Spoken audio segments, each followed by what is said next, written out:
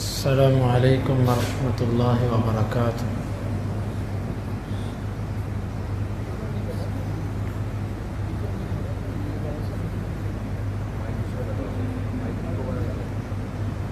الحمد للہ والصلاة والسلام علی رسول اللہ، اما بعد،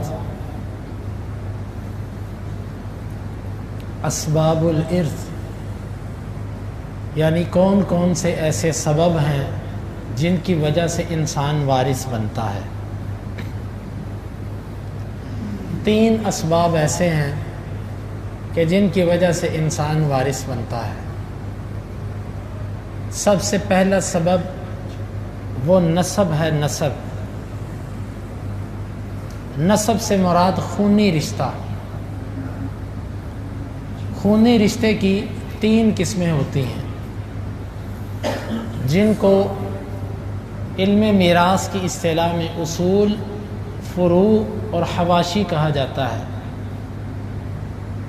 اصول سے مراد ہے باپ، دادا، پردادا، ماں، نانی یعنی کہ دادی، یہ اوپر تک یعنی کہ یہ جو والدین کے جو رشتے ہوتے ہیں، کسی بھی انسان کے والدین، اس کے دادا، اس کے پردادا، یہ جو رشتے ہوتے ہیں آباء و اجداد کے، یہ وارث ہوتے ہیں۔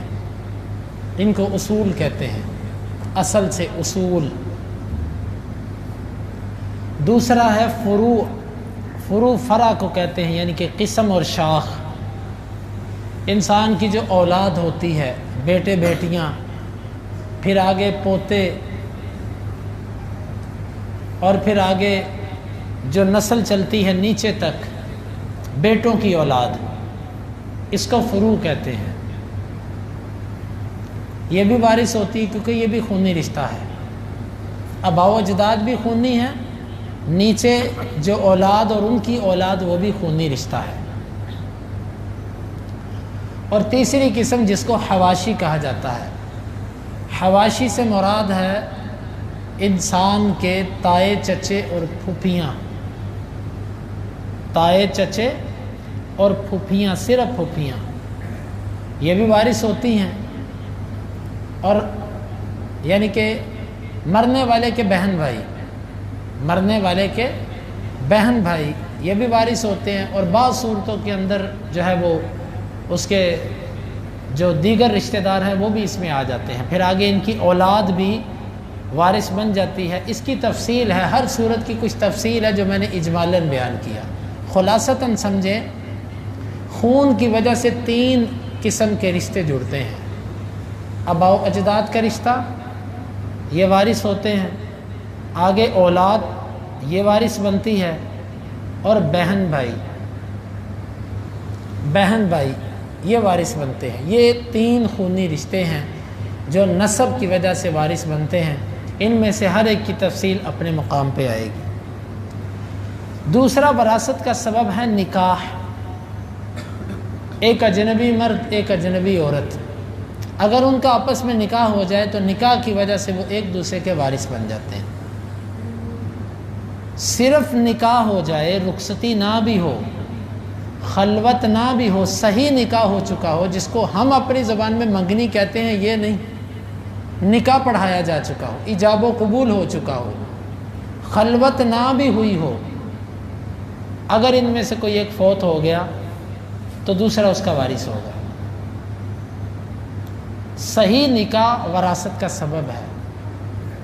حتیٰ کہ اگر نکاح ہوا، نکاح کے بعد دونوں زندگی گزارنے لگے، جھگڑا ہوا، دونوں میں سے ایک یعنی خاوند نے بیوی کو طلاق دے دی، طلاق دینے کے بعد عدت کے اندر اگر خاوند فوت ہو گیا، کیونکہ ایک عورت کی طلاق کی عدت 3 حیض ہوتی ہے، اور بعض صورتوں میں اگر عورت حاملہ ہو تو جب تک اس کا حمل نہیں ہو جاتا، وضع نہیں ہوتا، اس وقت تک وہ عدت میں رہتی ہے۔ تو اگر خامن نے طلاق دی عورت کو اور عدت کے اندر عورت ابھی عدت میں تھی کہ خامن فوت ہو گیا، تو تب بھی عورت وارث بنے گی اپنے خامن کی۔ اگر طلاق پہلی یا دوسری ہے، یعنی رجعی طلاق جس کے بعد رجوع ہو سکتا ہے، اگر تیسری طلاق تھی اور آخری طلاق تھی زندگی کی، ایک دفعہ پہلے طلاق دے چکا تھا، پھر کبھی زندگی میں دوسری دی، اب یہ تیسری طلاق دی، تو اس کے بعد پھر عورت وارث نہیں بنے گی۔ اگر پہلی طلاق ہے یا دوسری طلاق ہے اور خاوند فوت ہو جاتا ہے طلاق دے کر، تو عورت جو ہے وہ وارث بنے گی اپنے خاوند کی۔ بلکہ یہاں تک اہل علم نے لکھا ہے کہ اگر خاوند نے، اور یہ حقیقت ہے، ایسا مسئلہ شرعی مسئلہ ہے کہ اگر خاوند اپنی بیوی کو محروم کرنے کے لیے طلاق دیتا ہے یا بیماری کے اندر کوئی بندہ اپنی بیوی کو طلاق دیتا ہے، تو علماء نے لکھا کہ وہ عدت گزرنے کے بعد بھی عورت جو ہے وارث ہوگی۔ کیوں؟ یہاں پر غالب نظر آ رہا ہے کہ وہ اپنی عورت کو اپنی وراثت سے محروم کرنا چاہتا تھا، اس لیے اس نے طلاق دی۔ وہ یہ چاہتا تھا کہ یہ وارث نہ بنے میری، اسی لیے اس نے آخری جب اس نے دیکھا کہ میں مرنے والا ہوں تو اس نے طلاق دے دی۔ تو اہل علم نے یہ لکھا، یہ شرعی مسئلہ ہے کہ خاوند جب اپنی بیوی کو بیماری میں طلاق دے اور پھر اسی بیماری میں وہ فوت ہو جائے، چاہے 6 ماہ بعد فوت ہو، چاہے سال بعد فوت ہو، اسی بیماری سے، تو اس کی عورت کو طلاق ملنے کے باوجود، عدت ختم ہونے کے باوجود عورت اس کی وارث بنے گی۔ گویا کہ نکاح اتنا مضبوط سبب ہے کہ اتنی جلدی یہ ختم نہیں ہوتا۔ تو خلاصتاً سمجھیے، نکاح بھی سبب ہے وراثت کا۔ نکاح ہو گیا، رخصتی ہو یا نہ ہو، خلوت ہو یا نہ ہو، عورت وارث بنتی ہے۔ اور اسی طرح اگر خاوند نے طلاق دے دی، طلاق رجعی ہے، تو عورت وارث بنے گی۔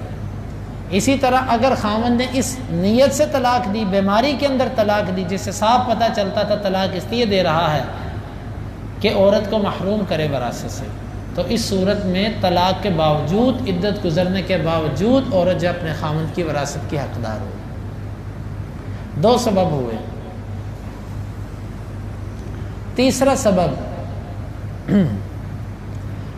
سبب ہے عتق، کسی کو آزاد کرنا۔ یہ غلامی کا سلسلہ آج کے دور میں تو نہیں ہے، لیکن ایک شرعی مسئلہ ہے۔ جب تھا تو اس وقت اس کی کیفیت کیا تھی؟ ایک بندے نے ایک غلام آزاد کیا، شریعت نے کہا ہے کہ اس آزاد ہونے والے غلام کی جو ولا ہے، یعنی کہ اس کی وراثت، اگر اس کا کوئی وارث نہیں تھا تو آزاد کرنے والا اس کا وارث بنے گا۔ ایک غلام تھا، اس کو کسی نے آزاد کیا، اس کے بعد اس نے شادی کی، اس کے بیوی بچے ہوئے، پھر غلام فوت ہو گیا۔ اس غلام کے وارث اس کے بیوی بچے ہیں، یا اس کے بہن بھائی ہیں، یا اس کے ماں باپ ہیں۔ لیکن ایک ایسا غلام کہ جس کے نہ ماں باپ کا پتہ ہے، نہ اس کے بہن بھائیوں کا پتہ ہے، نہ اس کی کوئی اولاد ہے، نہ اس کی کوئی بیوی ہے، اس کا وارث ہی کوئی نہیں ہے، تو ایسے غلام کے فوت ہونے کے بعد اس کو آزاد کرنے والا اس کا وارث بنے گا۔ 3 سبب بنے وراثت کے۔ نمبر 1 نسب۔ نسب کے اندر 3 قسم کے رشتے، وہ میں نے خونی رشتے وہ بتا دیے۔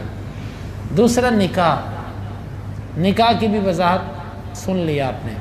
تیسرا ہے آزادی، یعنی آزاد کرنے والا آزاد ہونے والے کا وارث ہوتا ہے اس صورت میں کہ جب اس کا وارث اور کوئی نہ ہو۔ ایک چوتھا رشتہ ہے، اس سے وراثت ثابت نہیں ہوتی، حالانکہ حدیث کے اندر آتا ہے کہ یحرم من الرضاعۃ ما یحرم من النسب، دودھ پینے سے بھی وہ رشتے ثابت ہوتے ہیں، وہ مسئلے ثابت ہوتے ہیں جو خون سے ثابت ہوتے ہیں، نسب سے ثابت ہوتے ہیں۔ اگر کسی بچے نے کسی عورت کا دودھ پیا، اب وہ اس کا بیٹا بن گیا، اور اس عورت کے دیگر بچے جو ہیں اس کے بہن بھائی بن گئے، تو کیا رضائی رشتوں کے اندر وراثت آتی ہے؟ نہیں آتی۔ امام نووی رحمہ اللہ نے اس پر اجماع لکھا ہے کہ رضاعت سے علم وراثت ثابت نہیں ہوتی۔ تو گویا کہ یہ ایک سبب ہے جس سے باقی احکام تو ثابت ہوتے ہیں کہ دودھ پینے والا اسی طرح حرام ہوتا ہے جس طرح سکا بھائی حرام ہوتا ہے عورت پر، دودھ پینے والا بھی ایسے ہی حرام ہے، لیکن ایک مسئلہ ہے کہ اس سے وراثت ثابت نہیں ہوتی۔ وراثت کے لیے شریعت نے صرف اور صرف 3 سبب بیان کیے، تو یہ 3 سبب ٹھہرے جس سے علم میراث ثابت ہوتی ہے۔ تو یہ الحمدللہ اللہ تعالیٰ کی توفیق سے اب ہم نے علم میراث کی جو ابتدائی چیزیں تھیں وہ سیکھ لیں۔ علم میراث کی ابتدائی چیزیں یہی تھی کہ سب سے پہلے یہ سمجھا جائے کہ وراثت کیا ہوتی ہے، وارث کون ہوتا ہے، اور وراثت کب تقسیم ہوتی ہے، یہ چیزیں تھیں۔ پھر وراثت تقسیم کرنے سے پہلے کتنی چیزوں کا جاننا ضروری ہے، وہ چیزیں ہم نے اپنے ایک درس کے اندر واضح کی تھیں کہ وراثت تقسیم ہونے سے پہلے 3 چیزوں کا آنا ضروری ہے، یعنی قرض دیکھا جائے گا، قرض تو نہیں ہے، وصیت تو نہیں ہے، پھر تجہیز و تکفین اور کفنانے دفنانے کا خرچہ، یہ 3 قسم کی چیزوں کے بعد چوتھا مرحلہ وراثت کا ہوتا ہے۔ اور پھر اس کے بعد تیسری چیز ہم نے یہ پڑھی تھی کہ وراثت میں رکاوٹ بن جانے والی چیزیں جن کی وجہ سے بندہ وارث نہیں بن سکتا، ان چیزوں کے اندر قتل تھا، جو کسی کو قتل کر دے وہ اس مقتول کا وارث نہیں بن سکتا، اور اس کی وضاحت ہم نے کر دی تھی کون سا قتل مراد ہے۔ پھر اسی طرح دوسری غلامی تھی، غلامی، کوئی غلام ہو تو وہ کسی کا وارث نہیں بن سکتا۔ اور تیسری چیز جو تھی وہ ارتداد تھا، ایک بندہ مرتد ہو جائے یعنی کافر، یہ دین مختلف ہو جائے تو وہ وارث نہیں بن سکتا۔ لیکن اس کے ساتھ ساتھ ایک چیز اس وقت بیان نہیں کی تھی، لیکن آپ اپنے ذہن میں رکھیے گا، ہمارے معاشرے میں یہ چیز پوچھی جاتی ہے، ولد الزنا، زنا والا بچہ، یہ بھی جس کی طرف منسوب ہے اس کا وارث نہیں بن سکتا۔ مثال کے طور پہ ایک عورت نے برائی کی، اپنے خامند کو بتایا ہی نہیں اور باور یہ کروایا کہ یہ تمہارا بچہ ہے، شرعی طور پر یہ بچہ اس کا وارث نہیں ہے، یہ بچہ اسی کا وارث ہے جس کے نطفے سے پیدا ہے، اس کا تعلق اسی کے ساتھ ہے، اس کے ساتھ اس کا کوئی تعلق نہیں ہے۔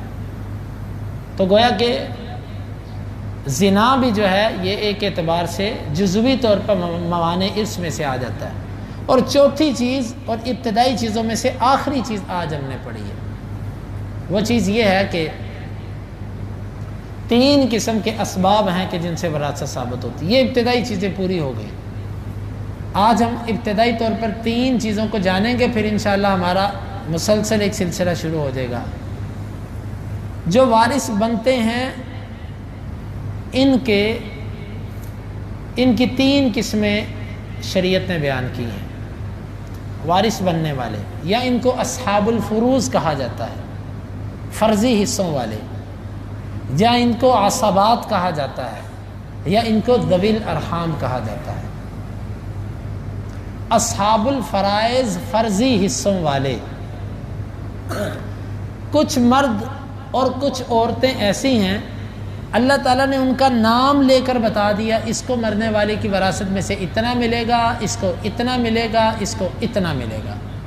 جن کے نام لے لے کر اللہ تعالیٰ نے حصے بتا دیے ان کو کہتے ہیں اصحاب الفرائض، صاحب کی جمع اصحاب،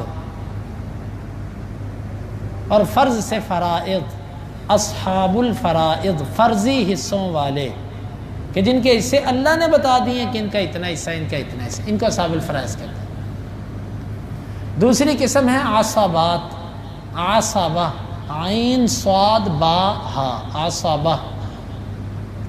عصبہ سے مراد وہ قریبی رشتہ ہوتا ہے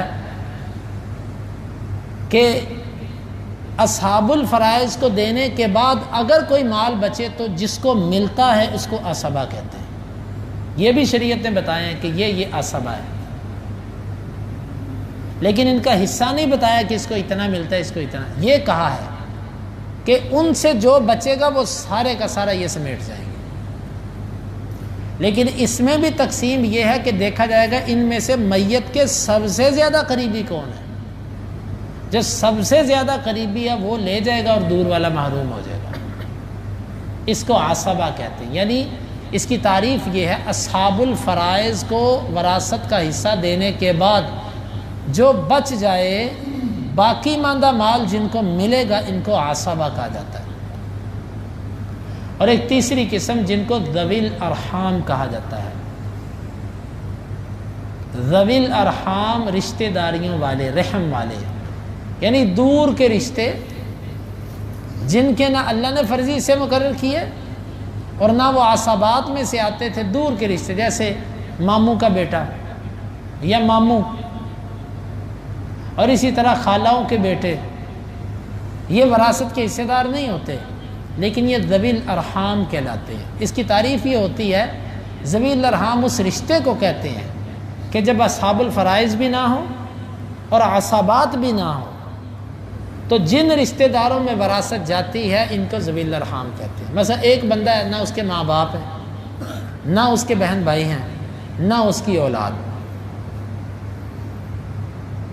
یعنی اصحاب الفرائض اور عصبات میں سے اس کا ہے ہی کوئی نہیں. اب یہ جو ماموں کے بیٹے ہوتے ہیں اور اسی طرح خالہ کے بیٹے جو ہوتے ہیں یہ اس کے وارث بنیں گے، یہ ذوی الارحام ہیں. تو تین قسم کے رشتہ دار ہیں جو علم وراثت کے اندر شمار کیے جاتے ہیں حقدار. سب سے پہلے اصحاب الفرائض جن کے فرضی حصے اللہ نے بتا دیے کہ اس کو اتنا دینا ہے، اس کو اتنا دینا ہے، اس کو اتنا دینا ہے. دوسرے عصبات کہ اصحاب الفرائض سے بچنے کے بعد جو حصے حقدار ہوتے ہیں ان کو عصبہ کہا جاتا ہے. یہ شریعت نے بتایا کہ یہ عصبہ ہو سکتا ہے لیکن ان کی مقدار نہیں بتائی، اس کو اتنا ملے گا، اس کو اتنا ملے گا، اس کو اتنا ملے گا. اور تیسری قسم ہوتی ہے ذوی الارحام. ذوی الارحام وہ رشتے ہوتے ہیں کہ جو عام طور پر وارث نہیں بن سکتے لیکن جب اصحاب الفرائض اور عصبات میں سے کوئی نہ ہو تو پھر ذوی الارحام وارث بنتے ہیں. یہ ہے علم میراث کی مبادیات، اس کی ابتدائی چیزیں. اب انشاءاللہ العزیز ہم اپنے اگلے درس کے اندر اصحاب الفرائض کی تفصیل پڑھیں گے کہ اصحاب الفرائض جن کے فرضی حصے مقرر کیے اللہ نے وہ کتنے لوگ ہیں. وہ 12 لوگ ہیں. کتنے لوگ ہیں؟ 12. ان کی انشاءاللہ العزیز ہم تفصیل پڑھیں گے کہ یہ 12 کون کون ہیں. پھر آہستہ ہم یہ بھی پڑھیں گے کہ ان میں سے ہر ایک کو اللہ تعالیٰ نے کیا حصہ دیا. تو انشاءاللہ العزیز یہ ایک آئندہ سبق انشاءاللہ اس پر ہوگا. اللہ تعالیٰ اس علم کو ہمارے لیے آسان کر دے. یاد رکھیں علم سننے سے، بار بار سننے سے اور ذہن کے اندر دہرانے سے یا کسی سے تکرار کرنے سے آتا ہے. خالی اگر آپ سن لیں گے تو یہ سننے سے بعض دفعہ کوئی چیز یاد نہیں ہوتی. شاید بعض ذہنوں کے اندر یہ ہو کہ سن کے یاد کر کے ہم کیا کریں گے. تو علم ایک اللہ کے قرب کا ذریعہ ہے. یہ مت سوچیں کہ آپ اس سے کیا کریں گے. اگر یہ شرعی علم ہے اور نبی کریم صلی اللہ علیہ وسلم یہ سکھا کر گئے ہیں تو پھر اس کو سیکھنا اللہ کے قرب کا ذریعہ ہے. تو اس کو بھی عبادت اور نیکی سمجھ کے ہم سیکھنے کی کوشش کریں. اللہ تعالیٰ اس علم کو ہمارے لیے آسان کر دے. اللہم انفعنا بما علمتنا وعلمنا ما ينفعنا وزدنا علما وآخر دعوانا ان الحمد للہ رب العالمین. آج کے سبق کے متعلق اگر کسی کا کوئی سوال ہے تو وہ کر لیں.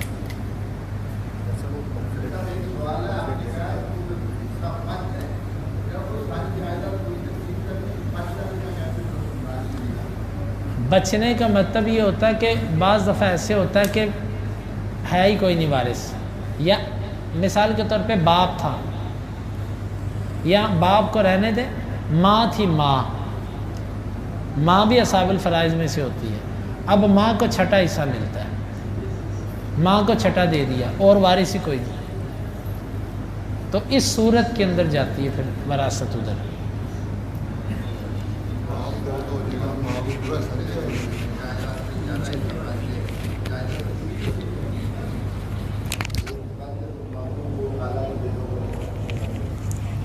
وہ اسی صورت میں نا کہ ماموں اور خالہ کے بیٹوں کو اس وقت جائے گا کہ جس وقت اصحاب الفرائض جن کے اللہ نے فرضی سے مقرر کیے ان میں سے کوئی بھی نہیں ہے، یا کوئی ایک ایسا ہے کہ جو سارا مال لے ہی نہیں سکتا. اللہ نے اس کے لیے سارا مال رکھا ہی نہیں، اس صورت میں جائے گا۔ مثلا ایک بندہ فوت ہو گیا، اس کی بیٹی ہے، اب بیٹی اصحاب الفرائض میں سے ہے، لیکن بیٹی سارا حصہ لے ہی نہیں سکتی، آدھا لے سکتی ہے، تو آدھا باقی جو ہے وہ اگر باقی اصحاب الفرائض نہیں ہیں، عصبات نہیں ہیں، تو سبیل الرحام میں چلا جائے گا۔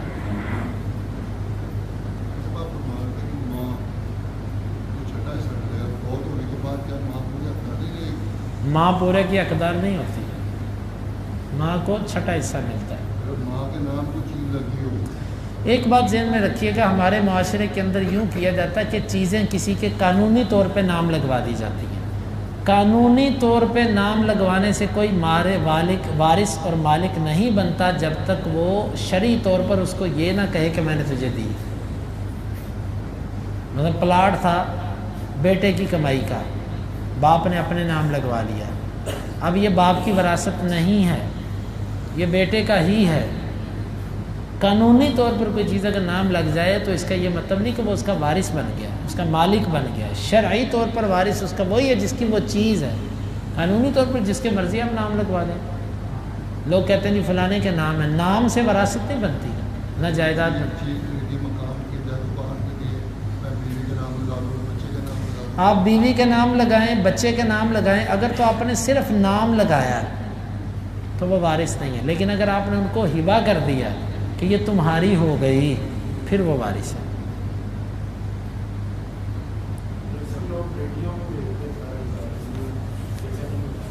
جی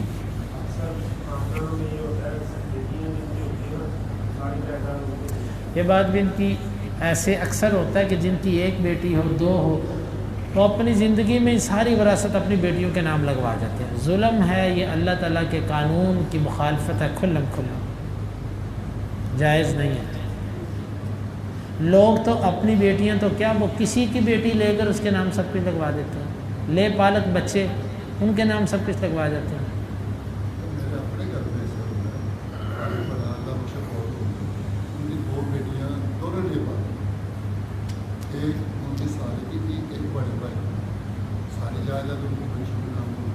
خلاف شریعت اگر وہ زندگی میں کہتے رہے وہ کہتے ہیں نہیں میری بچوں کی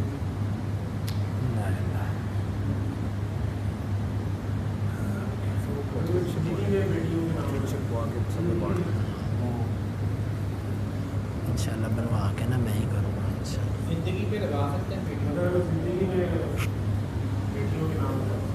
وہی بات ہو گئی نا، زندگی میں لگوا دیں یا مرنے کے بعد ان کے نام وصیت ان کو سارا کر دیں، بات تو ایک ہی ہوگی، کروا ہی نہیں سکتے بیٹیوں کے نام سارا۔ رد نہیں، ہبہ بھی نہیں کر سکتے۔ دیکھیں آپ یہ سمجھیں، شریعت نے سارا مال وصیت کرنے سے کیوں روکا ہے؟ کیوں روکا ہے؟ اس لیے روکا کہ تم اپنے باقی وارثوں کو محروم نہ کرو، ایسے ہی ہے نا۔ سارے جائیداد کوئی وصیت نہیں کر سکتا، کیوں نہیں کر سکتا؟ اس کی وجہ یہ ہے کہ اگر وہ ساری جائیداد کسی کو وصیت کر جاتا ہے تو وارثوں کے لیے کیا ہے اس میں؟ تو زندگی میں ایک بندہ ہبہ کر جاتا ہے سارے کا سارا کسی کو، اس کے وارثوں کے لیے کیا ہے؟ وہی صورت ہے، سارا مال ہبہ نہیں کر سکتا۔ جیسے 1/3 آپ کہتے ہیں 1/3 بچی کو دے دیں، کیا لے پالک بچی کو 1/3 دے سکتے ہیں آپ، لے پالک بچے ایک بچی کو پھر 1/3 دیں؟ نہیں، ٹوٹل جس کو بھی دینا ہے 1/3 تیسرے حصے سے ہی آپ نے دینا ہے، جتنا بھی دینا ہے۔ تیسرا حصہ سارے کا سارا ایک کو دے دیں، پھر آپ کسی اور کو ایک پائی بھی نہیں دے سکتے، یا تیسرا حصہ پکڑ کے تھوڑا سا اس کو دے دیا، تھوڑا سا اس کو، تھوڑا سا اس کو، تیسرا ایسے تقسیم کر دیں، آپ کی مرضی ہے۔ لیکن آپ اپنے جائیداد میں سے 1/3 سے زیادہ نکال ہی نہیں سکتے وصیت اور ہبہ کے لیے۔ کعب بن مالک رضی اللہ عنہ کی جب توبہ قبول ہوئی نا، صحیح بخاری کی حدیث ہے، تو اس وقت انہوں نے کہا تھا کہ ان من توبتی ان انخلع من مالی کلی، میری توبہ میں سے اب یہ لازم ہے کہ میں اپنے سارے کے سارے مال سے علیحدہ ہو جاؤں، سارے کا سارا مال اللہ کے رستے میں دے دوں۔ یہ دلیل ہے ہبہ کے ممنوع ہونے کی۔ نبی کریم صلی اللہ علیہ وسلم نے فرمایا تھا کہ نہیں، ایسے نہیں کرو، اس کو روک لو، کچھ اللہ کے رستے میں دو اور باقی روک لو۔ یہ بہت بڑی دلیل ہے کہ وہ اللہ کے راستے میں اپنا سارا مال دینا چاہتے تھے، آپ نے نہیں دینے دیا، تو آج سارا ہبہ جائز کیسے ہو گیا؟ دوسری جو لوگوں کو غلط فہمی پیدا ہوتی ہے وہ یہ ہے کہ ابو بکر صدیق رضی اللہ عنہ نے اپنے گھر کا سارا سامان دے دیا تھا، حالانکہ سارا سامان نہیں دیا تھا۔ اللہ کے بندو، گھر کے اندر جو منقولہ چیزیں تھیں، جو گھر کا سامان تھا وہ پکڑ کے دیا تھا، گھر کی زمین تھوڑی بیچتی تھی۔ جو زرعی زمین تھی جس میں کھیتی باڑی کرتے تھے وہ تھوڑی بیچی تھی، کاروبار کے جو بڑے ہوئے تھے چیزیں دکان وہ تھوڑی بیچی تھی۔ وہ گھر کا جو منقولہ سامان تھا وہ اٹھا کر سارے کا سارا اللہ کے رسول صلی اللہ علیہ وسلم کو دے دیا۔ گھر کی زمین کب بیچی تھی؟ زرعی زمین کب بیچی تھی؟ سوچیں تو صحیح۔ منقولہ چیزیں دی تھی، غیر منقولہ تو دی نہیں، تو ساری جائیداد تو دی نہیں انہوں نے، کیسے ہو سکتا کہ ساری دے دی؟ ابو بکر صدیق رضی اللہ عنہ نے یعنی کہ جو گھر کا سامان تھا وہ دیا تھا، اپنی ساری جائیداد نہیں دی تھی، لہٰذا ساری جائیداد نہیں دی جا سکتی۔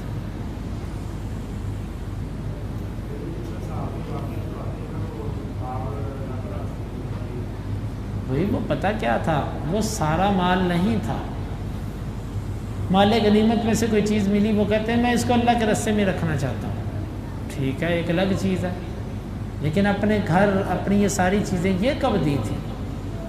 یہ تو کسی صحابی کے بارے میں نہیں آتا۔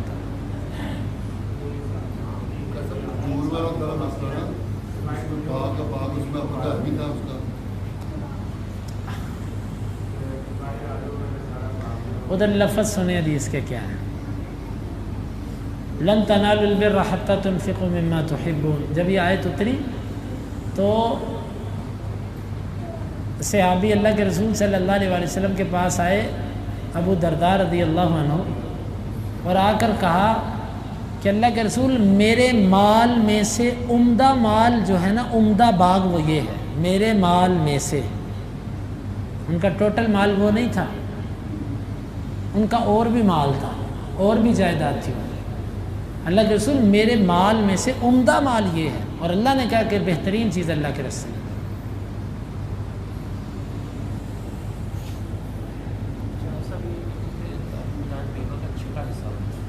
بیوہ کا چھٹا نہیں ہوتا، بیوہ کا 8واں حصہ ہوتا، اگر اولاد ہو، اولاد نہیں تو پھر چوتھا حصہ، اولاد ہو تو 8 حصہ۔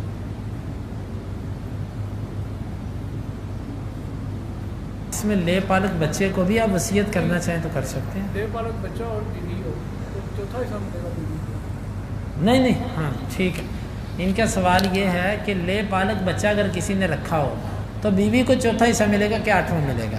بچے کی وجہ سے لے پالک بچے کا شمار نہیں کیا جاتا، یہ اس کا تو ہے ہی نہیں، اس کے اپنے بچے کی بات ہو رہی ہے۔